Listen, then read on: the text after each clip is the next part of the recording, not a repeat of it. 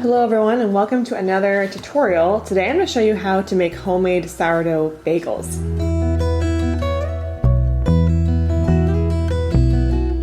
So this recipe is very simple. If you're doing it the first time, it might seem a little bit daunting, but trust me in the fact that once you do it a few times, it's going to be a lot easier and you'll get the hang of the process.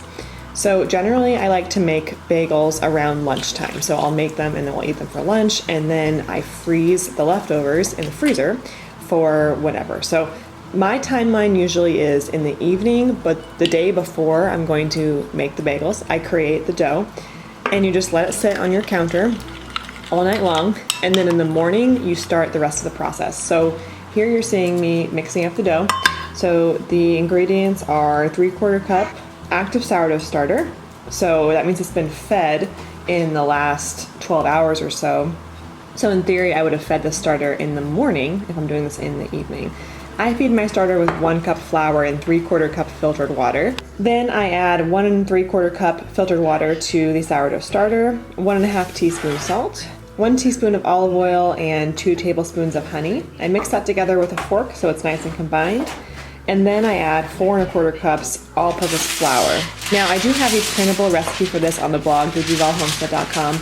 You can go there and print this off so you can save it for yourself, keep it on the counter. And I do say that, the amount of flour is an estimate because we are not measuring our ingredients. I find that I can get pretty close when I use, cups. If I say 4 cups of flour, that's going to be different depending on what kind of flour you're using and how much that flour actually weighs. So in general, it's a good idea to be aware that when you're following a recipe like this, there's always going to be a little bit of wiggle room, maybe 2 tablespoons in one direction or as much as 1/4 cup in either direction. So you do want to watch the video and make sure your dough looks like mine. You want your dough to be thick. You definitely don't want it to be runny, but you don't want it to be stiff either. So there's a happy medium, and again, just like anything else, when you're doing this, you will practice it and it gets easier every time. So you're going to cover that dough up, let it sit overnight. Okay, sorry, I'm a little bit behind on the voiceover compared to what's actually happening in the video, but I take the dough out the next day, I remove the plastic, and I get a tray and line it with parchment paper. This is eventually the tray I'm going to be using to bake the bagels, and I'm going to let them rise on the tray as well. So I take the dough out of the bowl and I start shaping it.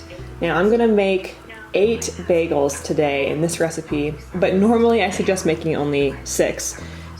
You can make 8, but you might want to use another tray because they do rise, they get bigger and they squish together. But anyway, you're going to cut the dough up into 6 or 8 pieces and then roll it into a ball. Try to create like a knot on the bottom.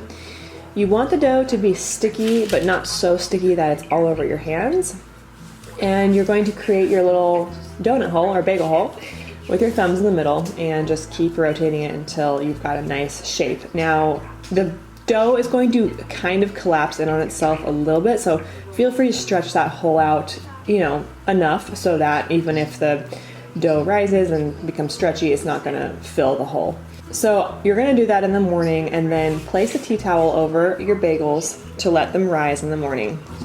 They should rise for about an hour. It depends on the temperature of your house. If it's really warm, like a hot summer day, they're going to rise really quickly, so definitely no more than an hour. If it's wintertime and it's cold, you can let them sit for 2 to 3 hours. When you're ready to cook them, you're going to go ahead and preheat the oven to 425 degrees Fahrenheit, and then get a pot of water boiling on the stove. To the water, you're going to add a tablespoon of sugar. And then about 2 or 3 bagels at a time. Once the water's boiling, you're going to put the bagel in the water and simmer it for 1 minute on each side. I like to use tongs to flip the bagels over. 3 at a time. Look at those bagels. Meanwhile, I'm going to shred some cheese because I love the baked cheese bagels. That's what I'm going to make for my family today. I'm also going to use an everything bagel seasoning. You can find this on Amazon, at your local grocery store, etc. Or you can make your own seasoning. Or do a combination of both, which is what I'm going to do today. I'm going to do cheese and seasoning. Me. Oh my gosh, these are so good. By the way, obviously I wouldn't be sharing this if they weren't, but my husband asks for these all of the time. In fact, he's like, I don't even like store-bought bagels anymore. These just have such good flavor. So once I have done the boiling, I'm going to add the cheese over the top and season them with a little bit of seasoning. And you're going to bake them at 425 for 20 minutes.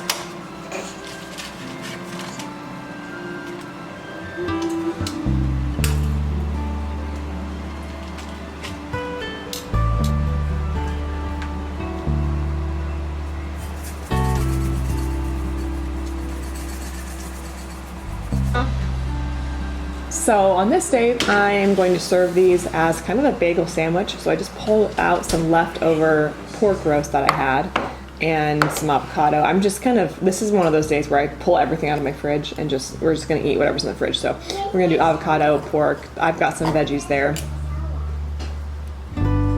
And when these come out of the oven, they are piping hot. So you do wanna let them sit for a little while. Then you can go ahead and cut them in half and serve them with cream cheese or however you like.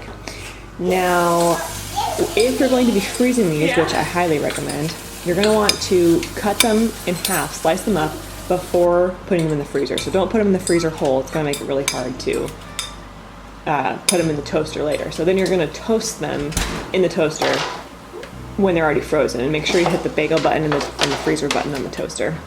I hope you enjoyed this recipe for sourdough bagels. It's one of our absolute favorites. I think I've shared it on this YouTube channel many times before. If you're brand new to my page, please hit that subscribe button. Every week I post a new video on farm-to-table recipes and homemade natural living. I will leave a link to the recipe in the description below. You can click it and print it off for free. Thank you so much for stopping by the Duvall Homestead.